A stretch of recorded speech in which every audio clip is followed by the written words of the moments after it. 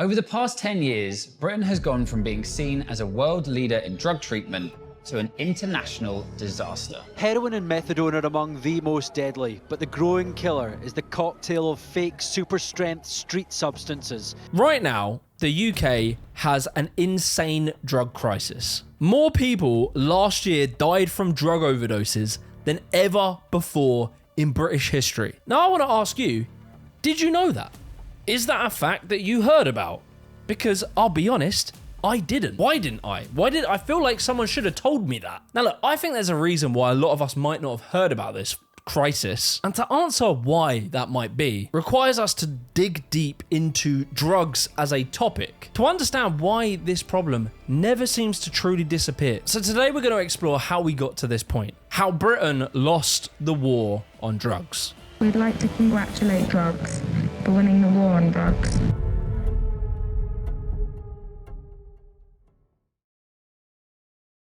Cows getting high on weed, or the Greeks getting off their face. It's interesting, but I think, all you need to know, the long and the short of it, is drugs, particularly cannabis, caffeine, alcohol, mushrooms, and opium, they have been part of civilization throughout history for forever. But you see, the relationship to drugs would change at a very specific moment in time for very specific reasons. And that would happen in Britain. Zach Smith. Oh my God, how do you know my name?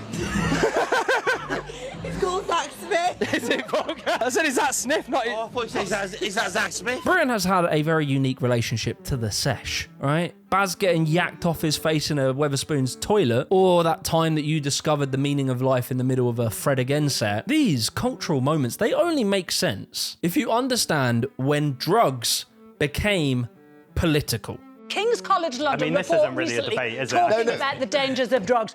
The Yale School of Medicine talking about the dangers of drugs. You haven't read them. And I'm talking about the dangers of drugs, and I'm saying let's make sure that drugs are safer by being in a regulated market rather than being in a black market where gangs and county lines. So for centuries, the use of opium was completely commonplace, especially in Victorian industrial Britain. Back in the day, right, they used to drink this thing called laudanum. It was basically an opium-based drink. They would pretty much drink it for anything. If you had toothache, if you were grieving someone who died, or if your back snapped in half, it was pretty much the go-to medicine. And you could buy it pretty much anywhere. You'd get it at your grocer's. You could even buy it at your barber. And a little bit later, in the 1830s, cannabis would arrive from India to the UK. So Britain had these two wonder drugs, right? Opium and weed. And they were used basically by everyone, no matter what your financial status was, if you were an aristocrat or if you're a pauper, you and the fam would be sipping that good and puffing that danky. But you see, Britain in this period of time was changing. You see, the old Britain, right, the sort of agricultural Britain, that was a thing of the past. And that way of living, that rural natty boy lifestyle, you would work when the work needed doing, and when there wasn't any work, you would rest. This rhythm was being disrupted by the newly emerging factory jobs. These long, grueling shifts that you didn't only need to work hard, but you needed to be punctual, you needed to be obedient,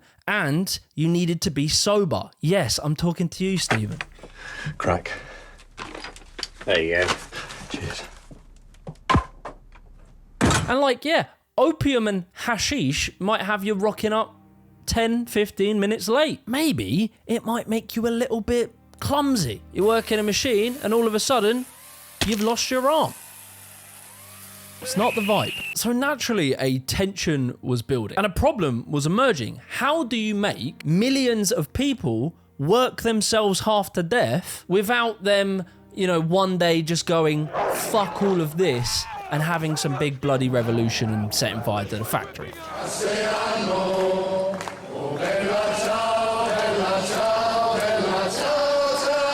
Well, lucky for you guys, there is a solution to this, and that is the miracle of ideology. So during the rise of industrial capitalism, right, the dominant religion of the time in Britain was Christianity. And there were some stupid woke bits in the Bible that said stuff like, look after the poor, rich people are kind of dicks. And that was a bit awkward. So Christianity started to morph and change to fit the economics of the era. You'd have religious thinkers like Martin Luther and John Calvin that fused together Christianity and industrial capitalism and created the Protestant work ethic. This ideology is so deeply ingrained into even modern British culture right now. And it's built off of the idea that hard work is godly, it brings you closer to God. That success was awarded by God to those who deserved it, and failure was your own fault. And this was very clever, right? But the thing is, ideology alone doesn't enforce itself. To make sure that the people were playing by the rules, you needed an army of enforcement officers, aka massive nerds. Enter the evangelical reformers. People like William Wilberforce, Hannah More, and groups like the Clapham sect. These various groups came together and they formed the Society for the Suppression of Vice. So what they did, right, they really hated when people were just like having too much fun. So they got together and raided taverns. They censored plays. They went after prostitutes, ladies out tooting, gamblers, and they even prosecuted booksellers. Now look, these nerds, I'm not gonna lie, like they also did end slavery. So we can let them have that one, but they were massive nerds. Like between 1802 and 1830, they brought hundreds of private prosecutions, mostly against just kind of working class normal people. And you see, this was obviously very top down. The elites of society wanted to install this moral compass and moral law amongst the British people. But the elites didn't only want the workers to comply and be obedient, but they wanted the workers to feel grateful for what they had. Hard work feeds us, and in return, we feed and protect you. But if you resist the system, you starve yourself. If you fight against it, it is you who will bleed. I know you will stand with me, with us, with all of us, together, as one. And this is where the second part of this ideology comes in, and that is nationalism. Workers in this period of time, they were told that they're not only just simple, shitty wage cucks. No, my friend. You are God's chosen wage cucks. You're not just toiling in the mines, dear boys. In fact, you are literally powering God's chosen empire, the British Empire. This was clever, right? Because now, no matter how low they were in their society, they were told that they were part of this big project, this big thing that God is like totes on board with. And if you look at the rest of the world and all the other wage cucks out there, you're much better than them. This was the logic of Victorian Britain. The industrialists built the factories, the moralists created the ideology, and the politicians enforced it by law. They made the perfect machine for a nation built on guilt, pride, and a promise of salvation through work. But you see, right, this was all well and good. Everything was fantastic. But there was one thing that just didn't fit the story. Drugs. Special occasions.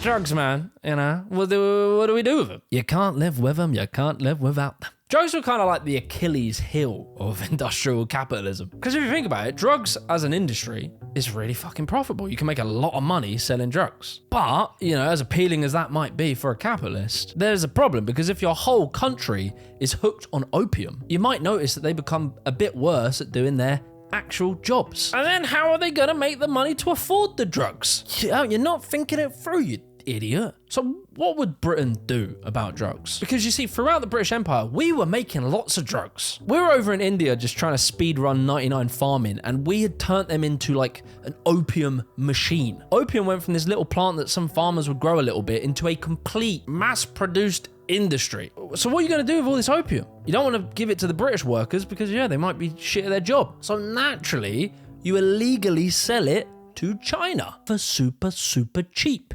Despite the fact that they might have said no to it, they didn't want it, just sneak it in and get all the peasants addicted to it. Which led to two wars called the Opium Wars, which indebted China, resulting in them giving us Hong Kong to pay off part of their debt, and it sparked what is known as the 100 Years of Shame, to which China seems to be seeking revenge for to this day. Good old British Empire. You see, throughout the 1800s, right, we had started to notice that there was a problem with completely freely, easily available opium within a increasingly brutal economy. Opium was everywhere. It was in children's cough syrup, teething powders, even soothing syrup for babies. And what's interesting, right, is those original Vice campaigns I was talking about earlier, they never really went after opium. Not until around about 1860 to 1870. And that was because opium was now being reframed as working class degeneracy. I want to go on a little tangent here because I've been thinking a lot lately about AI, along with half of all workers worldwide who fear unemployment due to AI and technology. I think on an individual level, you have to try and get yourself up to date and understand this technology so that you don't fall behind. Which is why I've teamed up with today's sponsor, Outskill, to bring you a 2-day live AI mastermind training, which has so far been attended by 10 million people plus globally. This 2-day live AI mastermind workshop will be this coming Saturday and Sunday from 10 a.m. till 7 p.m. EST. Now, usually this paid training is worth $395, but Outskill is running their big Black Friday sale and very kindly offering all of my viewers, you guys, a free seat in the training. I honestly really recommend you attend this workshop. Not only will you get AI certified, but you'll also learn how to build AI-powered workflows, use AI tools, and eventually be able to launch businesses generating close to $5,000 weekly in revenue. And Outskill is a very reputable company. They rate 4.9 out of 5 on Trustpilot, and you'll get trained by expert mentors from companies like Microsoft, OpenAI, Nvidia, Google, and more. The very people that have built and shaped the current AI landscape. In the 16 hours, you will learn 10 plus AI-powered tools, master AI in Excel, Sheets, and presentations, start building your own AI agents and workflows, and even join a community of AI builders inside their seamless learning dashboard, where you can meet like-minded people and collaborate with them lifelong. But wait, there is more. If you attend both days, you'll unlock bonuses worth $5,000, including a prompt Bible, a roadmap to monetize AI, and your own personalized AI toolkit. So if you're already planning your exciting weekend, there is nothing more exciting than planning your future. So make sure you save your free spot now using the link in the description before the seats vanish. And you can join their WhatsApp community so that you'll never miss a beat. Anyway, back to the video.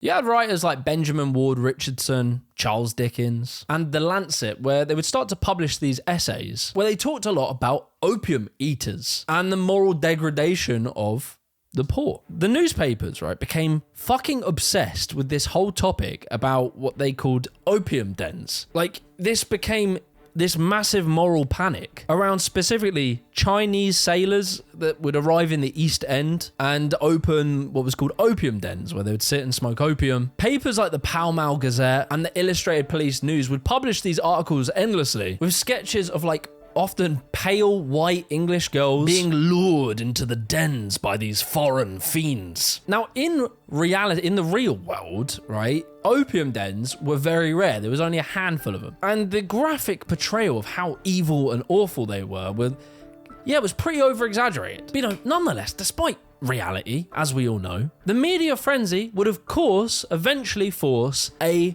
political backlash. Partly due to sensational journalism and partially due to sensational fiction, a myth was woven around opium smoking, which was, for the most part, greatly exaggerated. Throughout Europe, opium smoking was associated with the Chinese. However, at that time in London, the Chinese population never rose above the low hundreds. So, by 1868, Britain passes the Pharmacy Act. Now, this was a move to regulate, not ban, but regulate opium. Now, only licensed doctors could sell it. And this, maybe this wasn't a bad idea, but you see, a problem was starting to emerge where the moralist and the Victorian establishment has built this whole ideology around sobriety and self-control. And opium increasingly didn't fit into this image. The middle-class reformers and church leaders were getting increasingly vocal, warning against vices like drinking, gambling, and drug use. And they were talking about it as if it was like poisoning the blood of the nation. And so whilst all this is happening, right, whilst it's all heating up, across the Atlantic, in steps America.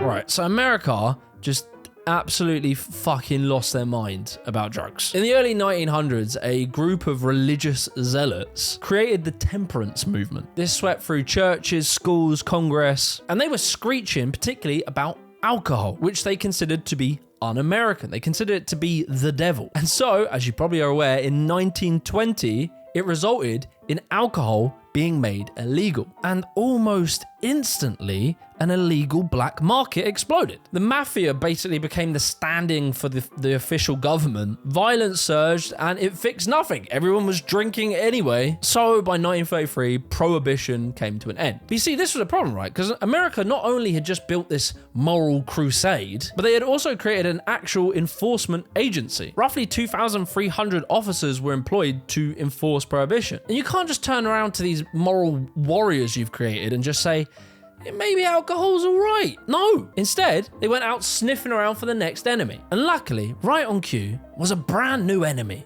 Mexicans smoking marijuana. So you got to think, right, in this period of time, this is the 30s, this is the Great Depression. This is a bad period of time. And in periods of economic collapse, as we're kind of witnessing right now, the rising unemployment led to the elites of society needing to find a cultural scapegoat. Something to blame, bad behavior that has caused our great society to fall. So, who better than the Mexicans smoking their weed, right?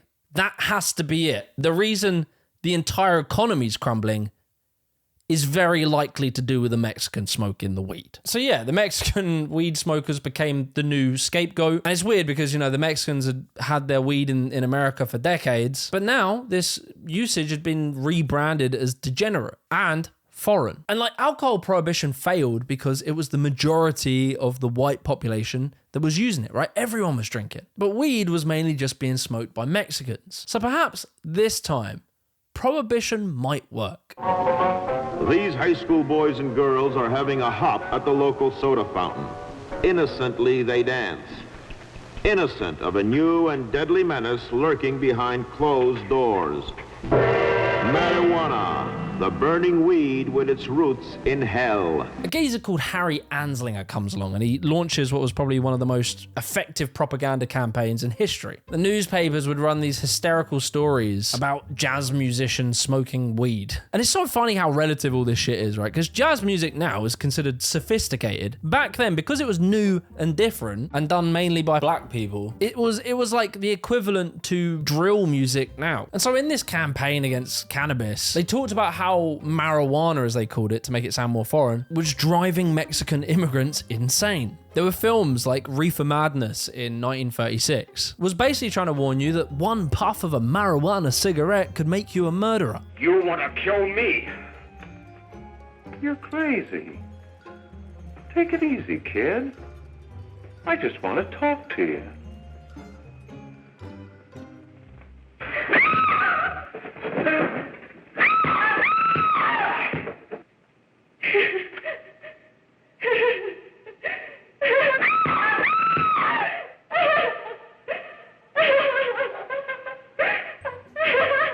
And it seems ridiculous now, but this was a message that was aimed at a very specific demographic of white, mainly middle-class people, to get them scared about this thing that felt foreign. And not only foreigners were using it, but increasingly young white people were using it. But as crazy and ridiculous as this storytelling was, it didn't matter, because America had now found its next moral crusade. And over here in Britain, like a loyal younger sibling desperate for approval, we, of course, followed suit. So now this kind of anti-drug thing is growing. It's not fever pitch yet, but by 1946, us, the Brits and the Americans, we squadded up. We created the United Nations Commission on Narcotic Drugs. We basically took America's specifically unique obsession against drugs and decided, you know what, let's just export this, let's enforce it globally. We went around much of Asia, Africa, the Caribbean, and we used the colonial police to crack down on native intoxication. We targeted cannabis in the Caribbean, cat in East Africa, and opium in Asia. All the while, of course, British soldiers and officers were allowed to use morphine and amphetamines themselves, but this wasn't like a logical thing. It was about enforcing behavior and obedience on the poorer people of the world. And what's really telling is that actually in this period of time, sort of around, before and around the 50s, Britain's approach to drugs at home here in Britain was surprisingly progressive. You see, in the 1920s, Britain passes the Dangerous Drugs Act. We managed to avoid alcohol prohibition. I don't think there was even a chance of that passing here. And instead we went for clamping down on opium and cocaine instead. But you see, what is specifically interesting is that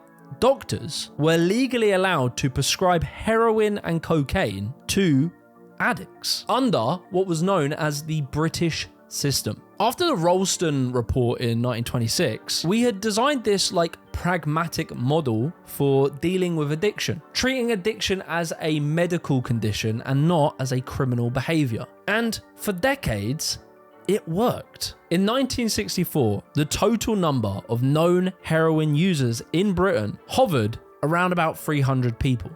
I'm not misspeaking there.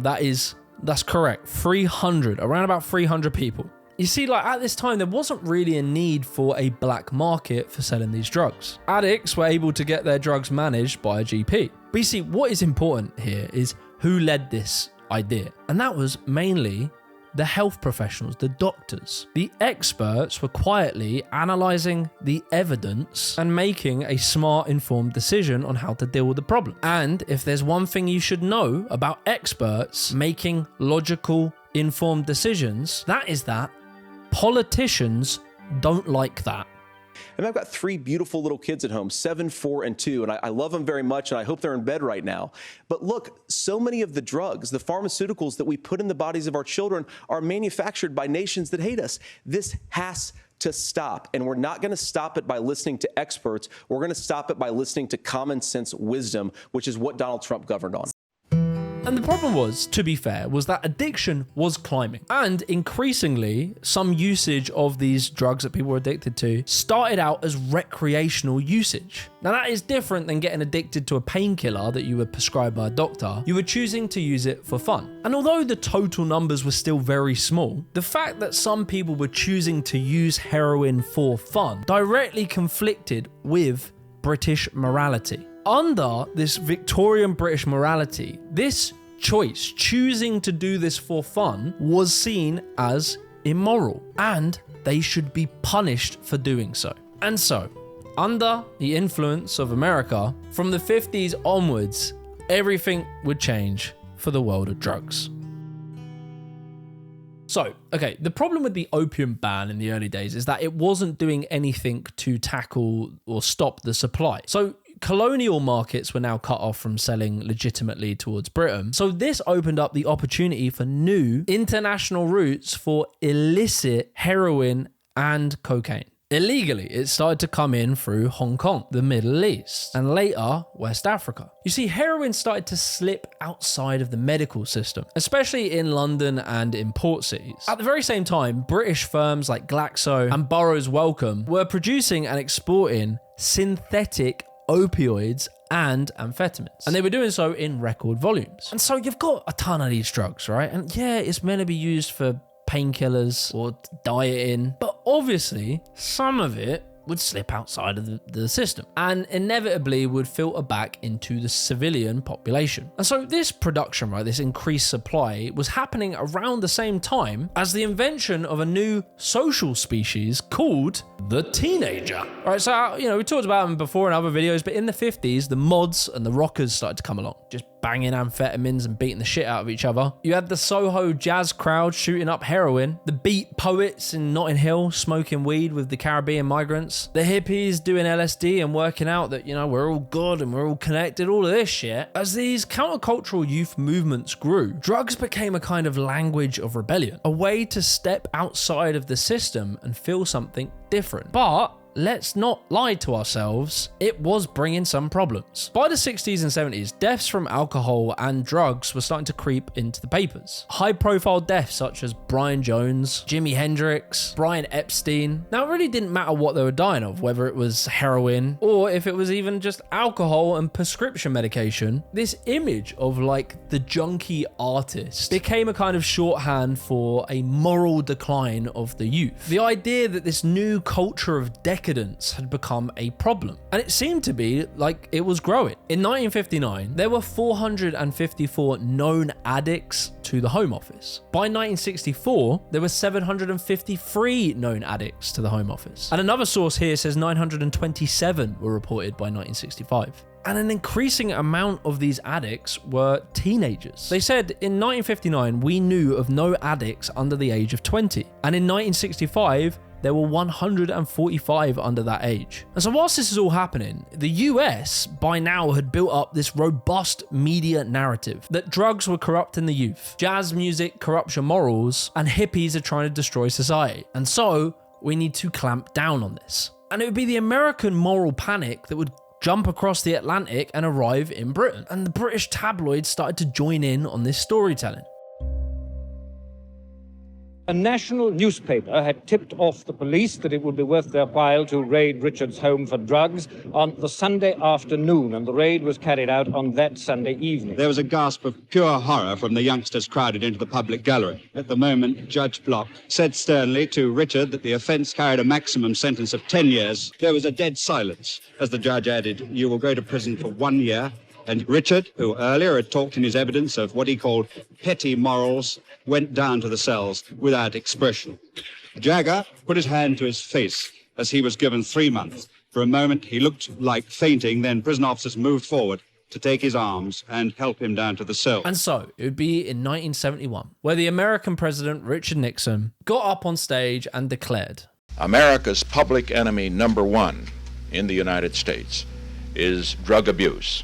In order to fight and defeat this enemy, it is necessary to wage a new all-out offensive. I have asked the Congress to provide the legislative authority and the funds to fuel this kind of an offensive." And Britain, we joined without any hesitation. Overnight, the British system was thrown out. And now it was time to try the American system. But we have to take a second here, right? Because you know I was saying that people were dying more and it was getting worse. We have to take a step back and work out, was this really quite as serious as it may have seemed? Firstly, it's important to ask how much of this increase in the deaths of people from drugs was simply just better recording. How many people were dying or being addicted to drugs and just beforehand not being reported on? Probably a good chance. But that aside, even if these numbers were accurate, there was an increase. You have to think about how society was massively changing, right? Before the 50s and 60s, in the early 19th century, the working class people didn't have time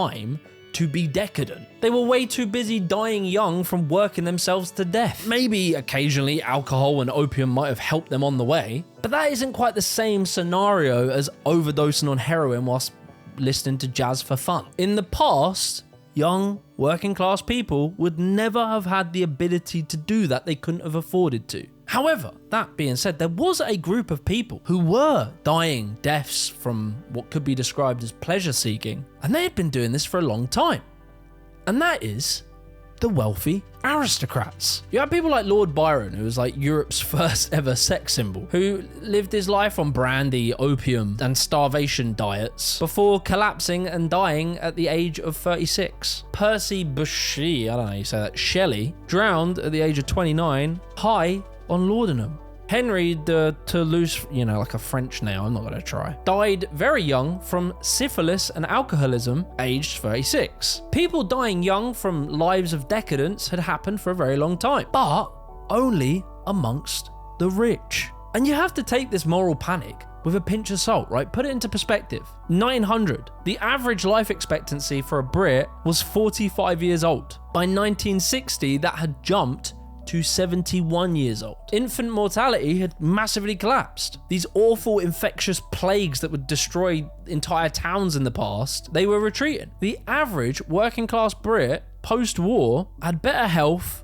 more money, and more free time than any generation before them did. So what happens, right, when people finally have a bit of free time, a little bit of time off of work? A couple of quid in the pocket and, less risk of dying from cholera, yeah, maybe they start experimenting with music, drugs, sex. All that had changed is that deaths from decadency were no longer just the reserve of the filthy rich. And sure, dying young from doing drugs is tragic. It's a wasted life. But was this fear-mongering, this global war on drugs, was it a proportionate response to the reality of the situation? Statistically, Britain in the 60s was the healthiest and the most prosperous it had ever been. The moral panic around youth corruption really said less about drugs and more about parents seeing a younger generation discovering pleasure without guilt. a life and an experience they never got to have. And they didn't understand it. And perhaps they resented it a little bit. And the newspapers, the politicians, the tabloids, they knew that they could poke at that feeling and rile up people into a frenzy based on sensationalist stories. And so we followed the Americans and we went to war on drugs. Why are you guys Bloods? Why are you in the gangs? Why is we in the gang? I guess because the area we grow up in, man. The addiction rates are still going up far beyond 1 million. If you wanted to arrest these people, then arrest them, take them to jail, prosecute them. We grow the cocoa because we have nothing else. Now the president calls us drug traffickers. They offer us plants that are not good enough. They want us to grow other crops, but nobody will buy them. Now, as you might know, the global war on drugs was a complete flop. What started as a little moral crusade to make some religious nuts feel good about themselves has ended up a humanitarian disaster. The US alone has spent $1 trillion since the 70s fighting drugs, and yet drug use hasn't fallen at all. It has only risen. Today, more than 300 million people worldwide use illegal drugs. That is the highest number on record. In America, they arrest 1.25 million people each year on drug charges. 85% of those arrests are just for simple possession. At its peak, 1 in 5 prisoners in the US were in prison for drug offense. The strategy that they took on drugs was that of criminalization. They thought if, we just police it really hard and chuck loads of people in jail, surely they'll just stop doing it. Arrest users, lock up addicts, but it did nothing, right? All it did was rip apart families and destroy entire communities. They increased their controls on the borders to try and stop drugs coming across the border, and they threw billions at planes, ships, surveillance, customs raids, and all that happened was that the cartels involved in smuggling drugs just got smarter. They just found new routes to get drugs into the country. And they went even further with this sort of militarized counterinsurgency approach. They were pushing governments, often bankrolled by America, to send out, troops to fucking burn entire crop fields, fumigate in the fields, and literally driving peasants off of their land. In Colombia, right, decades of coca eradication didn't get rid of cocaine, didn't even reduce the amount that's sold, but instead it created 7 million refugees. This is one of the largest displacement crises on earth, almost as much as Syria. And what's more, and this is where the whole thing gets really disgusting, is that major corporations came in and illegally stole this land from the Colombians who were displaced from it.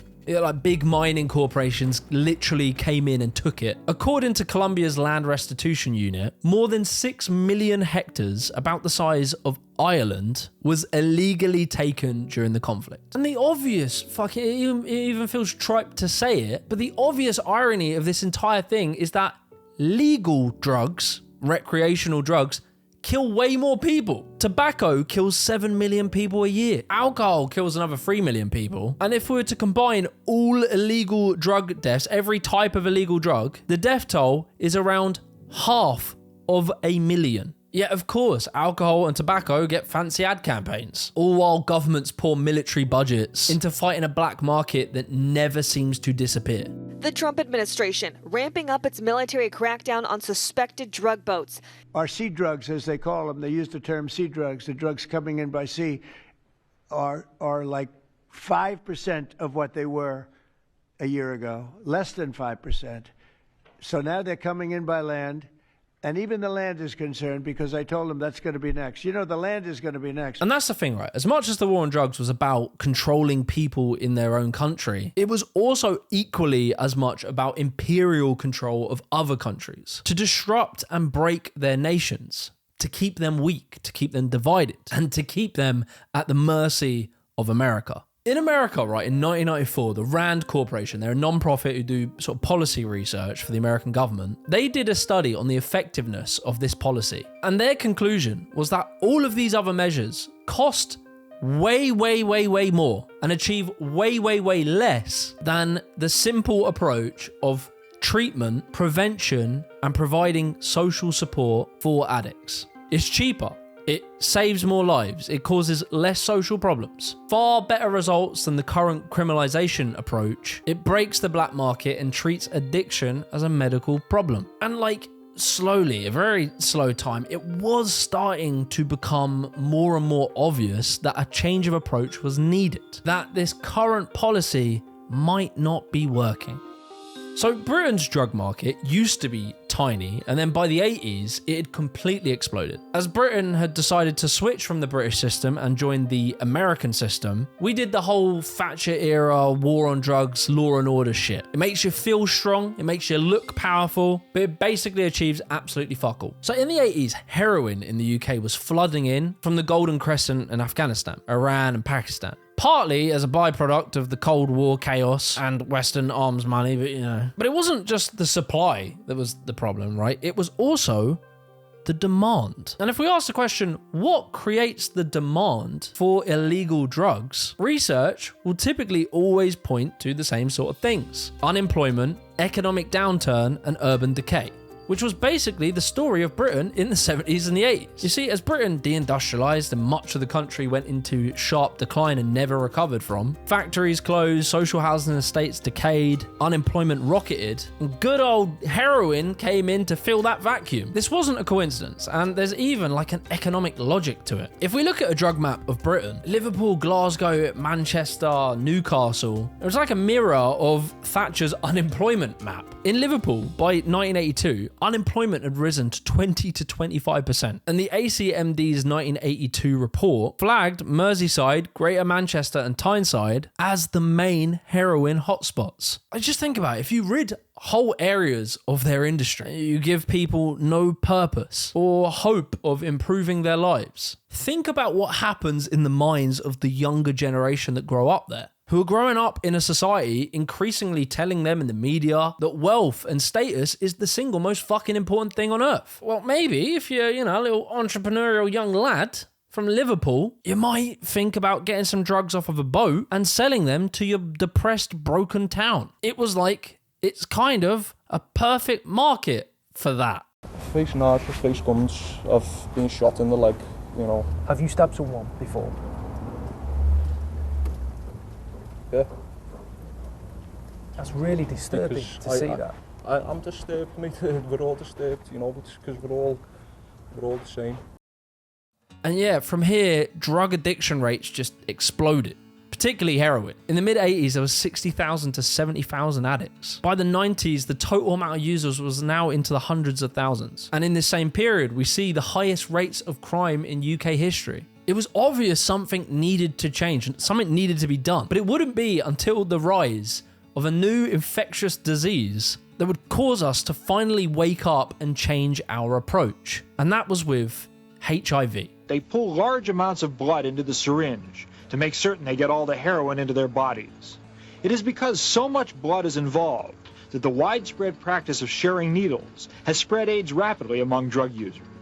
One infected addict leaves his blood containing the virus in the needle, and the next one to use the needle gets the AIDS virus into his bloodstream. So basically, HIV comes along, and it is just, is obliterating, like, entire drug communities all across Europe and America. In New York, at one point, 50% of heroin users were HIV positive. And so, like, in America, obviously, the Reagan administration decided that this is God's punishment for you guys being gay. A mystery disease known as the gay plague has become an epidemic unprecedented in the history of American medicine. That today from the Center for Disease Control in Atlanta. Topping the list of likely victims are male homosexuals who have many partners and drug users who inject themselves with needles. So instead of giving people clean needles, they just built more prisons. Instead of giving them condoms, they just handed out sermons and conversion therapy. However, Britain, to our credit, we weren't as stupid. Public health officials looked at the data and realized that if we carry on just fucking following the Yanks, we're going to have a crisis. So very, very quietly, in 1987, the Advisory Council on the Misuse of Drugs commissioned some research. And this led to Britain introducing the first ever needle exchange program. This controversial recommendation from the Scottish Committee on HIV Infection and Intravenous Drug Use embodies a stark realism which, through pioneering new schemes, is helping to control the spread of this century's most notorious disease, AIDS. Syringe exchange is a system which enables proven drug injectors to safely and confidentially deposit used syringes and receive sterile ones in return. This is where the government went to addicts and gave them needles that were new, clean. They gave it to them for free, legally. They didn't throw them in jail. It wasn't some double bluff. They just gave it to them. They said, fine, you're going to do your heroin. Just at least have a good needle. The needle exchange, like realistically speaking, was a tiny pragmatic step in the right direction. And like the politicians weren't screaming about the success of this program, the tabloids barely covered it. But the results were dramatic. Within a few years, HIV infection rates amongst drug users were the lowest in Western Europe, between 1 to 7%. That is compared to America at 50%. Honestly, this is the most British kind of progress imaginable. The politicians begrudgingly looked away for long enough to let the experts do their job. This step proved conclusively that harm reduction and prevention, just treating addicts as if they're humans, would save lives. So of course, right, from this, we must have taken our findings and completely changed our approach to save more lives. Right? No fucking way, baby. The war on drugs, we're just getting fucking started. So by the late 90s to early 2000s, despite data from the ACMD and the RAND study, the ones that said that harm reduction, methadone, needle exchange, all this stuff, that's the way to go. The problem was, it's the 90s now. And those damn kids are taking ecstasy. And so what if ecstasy is much, much, much safer than alcohol, causes far less deaths and causes less violence, less social problems? That might be the case, but what are we going to do with this entire media machine that we created? All the fear-mongering around drugs, all that thing that we've already written the headlines. So as we had this new generation of raver kids who were at these raves listening to acid house, wide-eyed, enjoying themselves and doing world peace or something, those damn kids had become the new public enemy. We have a society where, with drug laws, we have created this mystic fear amongst people of psychedelics. It's like you hear these crazy stories like, I heard this one guy who... Orange juice. They love the orange LSD. juice. Right? Yeah, I know 5 people that turned into an orange festival, juice, turned into a glass of orange juice. Yeah. I heard the same thing at my first festival. Just as one guy. Yeah, or that, or Leah, whoever, who did the ecstasy and she drowned from drinking too much water. There's all these stories around these. I mean, obviously ecstasy isn't psychedelic, but it encourages a feeling of connection. And I get into a rabbit hole because you could get mushrooms in 2005 in England or whatever. That's right. You could just buy them. The fact that these are now they're going up in classification. Something that grows in the earth. And it's so anti-science. And there's an ancient history with human beings engaging with plants of the earth around in ceremony, and all they're left with is a feeling of connectedness.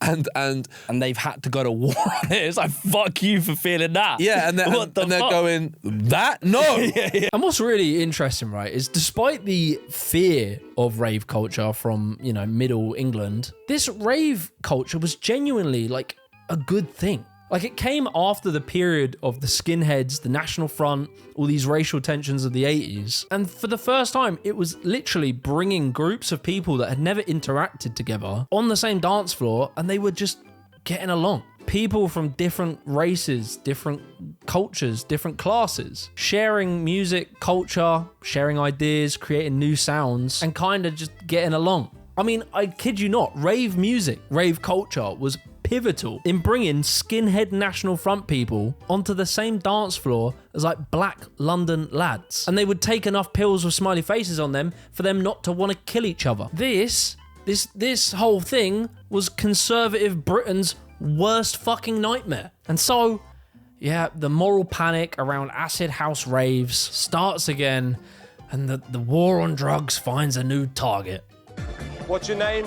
What have you had? Reach for the lasers. Safe as fuck.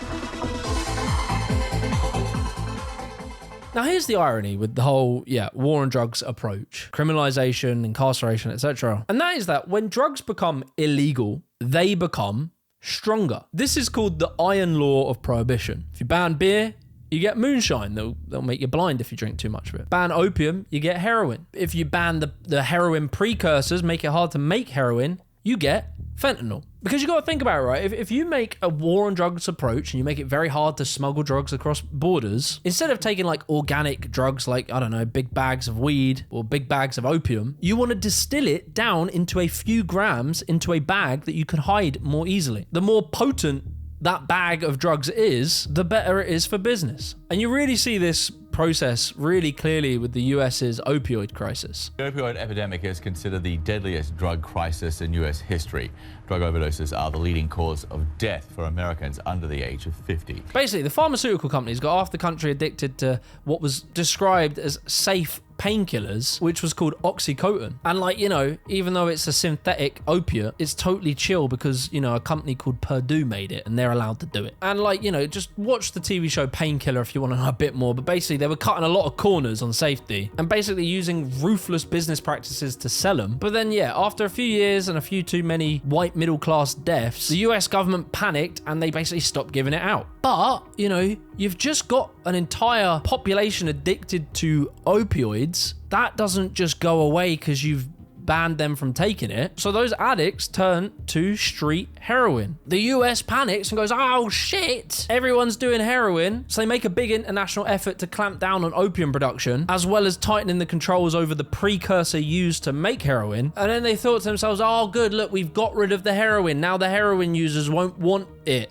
But, you know, surprisingly, manufacturers in China started producing fentanyl, which was 50 to 100 times stronger than heroin. And it's cheaper to ship, it's easier to hide. You don't need to now grow fields and fields of opium. It was all synthetic. But the downside is it is much, much, much more addictive and much, much more deadly. And so voila, America gets the fentanyl crisis. It's a normal afternoon on the doorstep of San Francisco's main government building. A snapshot of America's fentanyl crisis. And here in Britain, you know, we had our similar stupid disasters as well. There was a period of time in like the 2000s or so where PMA was being sold deceptively as if it was ecstasy. This drug gets people high much slower, so people thought that they were weaker, they took too many of them, double dosed themselves, and then basically just cooked themselves alive. Now, the Dutch government, they recognized this early, and they made a big effort to deal with it. They had legal drug testing labs. You could send your drugs there, get it tested, and see if they're safe. They then also gave out advice on how much you can take to be safe, and they made a big effort in public health information, just telling people how much to take if you're going to take it. But here in Britain, right, we didn't do that. We didn't promote testing, we didn't promote education. Why? Because we were scared that if we do that, then we'll be seen as promoting drug use and encouraging it. And so here in Britain, we just accepted teenagers dying from PMA overdoses because that's much better. And the same process, you know, is very obvious in weed as well. Way back in the past, you used to get like naturally grown weed in Morocco. They would ship it into the UK. And this stuff was much, much less potent. It was much easier on the brain. It was safer and healthier. But because we clamped down on it, people decided to grow weed within the UK. And they found the best way to do that is by using what's called a hydroponic system. These systems are just very unnatural. It's not like growing it in a field. You can't do that in the UK because they'll catch you and put you in jail. But this shit fucking supercharges the weed and makes what is known as skunk. Skunk being far, far worse for your mental health and far more intoxicating than regular old bushweed. But, you know, in our war on drugs logic, that's what we got for it. Oh, and then finally comes legal highs, whereby drug producers were realizing if we just tweak the molecular structure of, say, weed, we can make illegal weed that hasn't been banned yet and we can sell it in shops. The government then got terrified and they would have to pass laws to ban each individual chemical, and it became a game of whack-a-mole. They would make a new one, ban it, eventually leading the chemists to create what is now known as spice, synthetic cannabis, a drug that is so much worse, so much more deadly and dangerous, drives people fucking insane. We have whole prison populations addicted to this shit and has created these, like, what people refer to as spice zombies all across the UK. What, yeah, spice. It's horrible. I woke up after the spice with vomit all over my bed and myself cut up. I know a kid who died off it. Couldn't get his heart beating more. It was beating too fast, it just went and shut down. And like, it's just insane. Not only is this war on drugs approach bad for the users, it is also bad for the sellers. Because criminalizing the sale and distribution of drugs creates a very high risk, but also high reward black market. A market that will attract people who might be incredibly desperate or just fucking ruthless, who might just risk it. And once that industry goes underground, you have no way to regulate it, no way to control it. Instead, it is controlled by gangsters and criminals. These various gangs are not controlled by the laws of regulated capitalism. If Burger King opens a shop next to McDonald's, they have to go and argue it through the courts. But in the drug world, if fucking Mickey and Nige are selling on each other's territory, they handle it very differently. Gang wars, stabbings, shootings, escalating violence that just carries on generationally. Young lads growing up in these poor communities have been wrecked by these entire drug trades. They become the prime targets to recruit into these gangs. These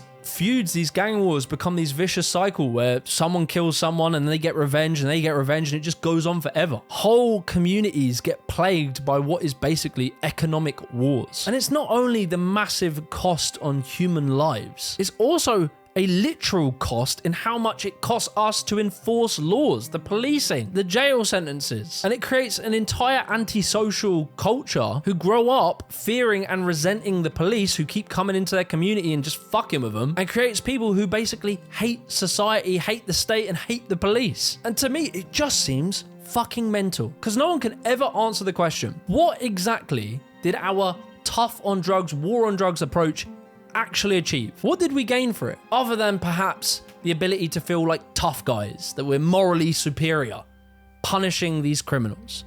We'd like to congratulate drugs for winning the war on drugs. Here's the thing, man. Britain and drugs and alcohol has been a long and messy relationship. So much of our culture, our art, our music, even our humor has come from people who were, under the influence. And I'll be honest, right? On a personal level, I'm not really like a massive advocate for drug usage. When I was younger, I used to smoke a lot of weed and, I enjoyed it for a bit, but it definitely wasn't good for my head. This super potent skunk stuff definitely made me feel paranoid and I had to quit after a while. And I get it, right? Drugs can be fun. They can be eye-opening, right place, right time. But the truth is, as I've got older, I have sort of reflected that a lot of the fun that people seek and chase through drugs can often feel quite hollow at the end of it. There's only so many times you can have the same fucking epiphanies on life or the same conversations with strangers you'll never see again. And sometimes when I see, lads in their 40s and 50s still getting giddy over doing a line of gear in a spoon's toilet, at some point I wonder if it's about fun anymore. At some point I wonder if it's more just about escapism. But I think, and that's how I like to look at the world, is you always have to ask why. Why are people trying to escape? What are they trying to escape from? Many people are trying to escape a society that feels lonely, overworked, atomized, a culture where friendship has to be scheduled in everyone's diary online. And in order to have a bit of fun, you need to spend a few £100. If there is a war on something we should be fighting as a country, it should be the war on loneliness. Our objective should be to build societies that foster community and connection and a social life where people don't feel like the only way that they can feel alive is by getting absolutely off their head on a Friday night. But look, my moral posturing aside, you can do what you want, but just purely from a pragmatic, science-backed point of view, it is obvious that drugs should at least be decriminalized, very tightly and well regulated, and addiction should be treated as a health issue. Every bit of evidence says that this approach works if you fund it properly. And even Britain's own top expert on the subject, Professor David Nutt, who was specifically hired by the government to give his expert advice on drug policy, he said exactly that. And what happened to him? The UK's chief drugs advisor, Professor David Nutt, has been sacked by the Home Secretary Alan Johnson following his criticism of the decision to reclassify cannabis from a Class A to a Class B drug. Alan Johnson said Professor Nutt's behaviour ran contrary to his responsibilities. We are saying that if you want to reduce harms and death, you should tell the truth. And that's the problem. Often we don't want to improve society. We just want to punish those we deem immoral. When Portugal pursued decriminalisation, their deaths from overdoses reduced by 80%. But as is predictable, when time passed, austerity cuts came in, where this program's budget in 2012 had dropped from $82.7 million all the way down to $17.4 million.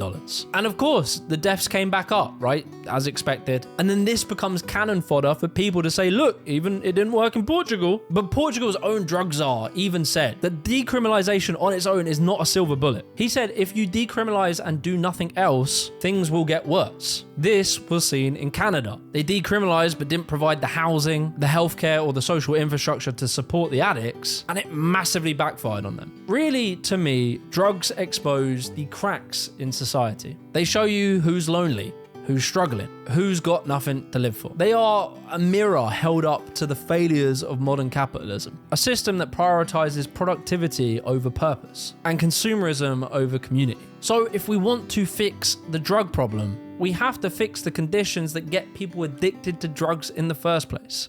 So now you take these abused, traumatized people, you place them outside the law, you put them in jails, and you hound them all their lives, treating them like criminals and bad people and failures and rejects and less than human. And then we wonder how come they don't get better. So it's a self-perpetuating cycle of taking traumatized people and then re-traumatizing them and then hoping at the same time, why don't they listen? Why don't they get better already? Why don't they give it up? Well, they don't give it up because the more hurt they are, the more they need to escape. If you enjoyed that video, be sure to support me on Patreon. It massively helps support the work that we do here. Subscribe to the channel. I'll catch you in the next one. Peace.